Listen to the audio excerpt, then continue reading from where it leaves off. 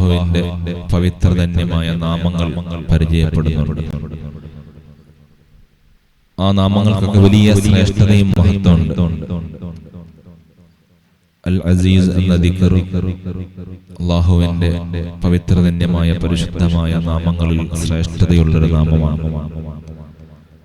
പ്രതിസന്ധിയുള്ളപ്പോൾ, വേദന ഉള്ള സമയത്ത്, ബുദ്ധിമുട്ടുള്ള സമയത്ത്, അതുപോലെ ഏതെങ്കിലും പ്രതിസന്ധികളിലൊക്കെ അകപ്പെടുന്ന സമയത്ത് അതിൽ നിന്ന് മോചനം കിട്ടാൻ, സൗഭാഗ്യത്തിന്, സന്തോഷത്തിന്, സമാധാനത്തിന്, ഐശ്വര്യം ലഭിക്കാനൊക്കെ ഈ ദിക്ർ ചൊല്ലിയാൽ അല്ലാഹു വലിയ വിജയവും പുരോഗതിയും അല്ലാഹു ഈ ദിക്ർ കൊണ്ടൊരാൾക്ക് നൽകും.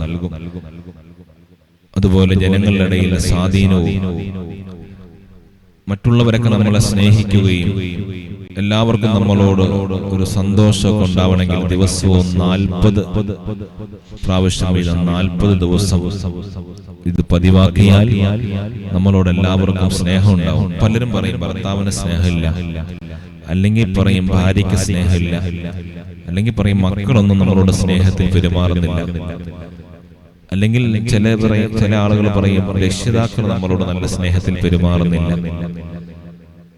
അങ്ങനെ നമ്മളോട് കാണുന്നവർക്കും കേൾക്കുന്നവർക്കൊക്കെ എന്തോ ഒരു അനിഷ്ടമാണ് എന്ന് പല ആളുകളും പരാതി പറയാറുണ്ട്, വിഷമം പറയാറുണ്ട്. 40 ദിവസം 40 പ്രാവശ്യം ഈ ദിക്ർ പതിവാക്കുകയാണെങ്കിൽ നമ്മളോട് എല്ലാവർക്കും സ്നേഹം ഉണ്ടാവും. എല്ലാ മേഖലയിലും നമുക്കൊരു ഉയർച്ചയും പുരോഗതിയും ഉണ്ടാവും.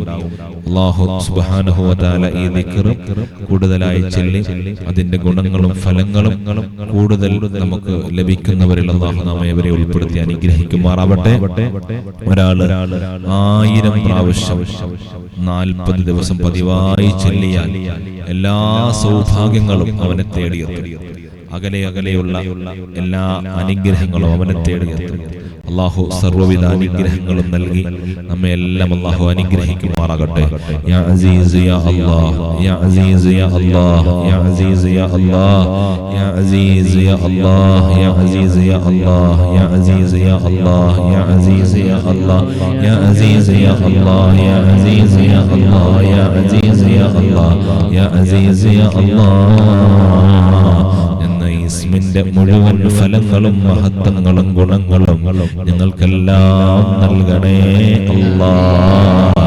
എല്ലാവിധ ഉയർച്ചയും പുരോഗതിയും ഞങ്ങളുടെ ജീവിതത്തിൽ നൽകണേ അല്ലാഹ്. അജയ്യൻ എന്നർത്ഥമുള്ള നീ അസീസ് എന്ന ഇസ്മ കൂടുതൽ ചൊല്ലി അതിന്റെ എല്ലാ ഗുണങ്ങളും ഫലങ്ങളും ലഭിക്കുന്നവരിൽ ഞങ്ങളെ എല്ലാം നീ ഉൾപ്പെടുത്തണേ അല്ലാഹ്. ഞങ്ങൾക്കെല്ലാം ആ ഇസ്മിന്റെ മഹത്വവും അതിന്റെ ഗുണങ്ങളും ഞങ്ങൾക്കെല്ലാവർക്കും നൽകണേ അല്ലാഹ്. ഇൻഷാ അല്ലാഹ് ദുആ ചെയ്യാൻ പോവാണ്. ഏറ്റവും പ്രധാനപ്പെട്ട ഒരു ഉദ്ദേശം മനസ്സിൽ കരുതുക. അല്ലാഹു നമ്മുടെ ഉദ്ദേശങ്ങളൊക്കെ പൂർത്തീകരിച്ചു തരുമാറാവട്ടെ. വിഷമങ്ങളൊക്കെ അല്ലാഹു മാറ്റി തരുമാറാവട്ടെ.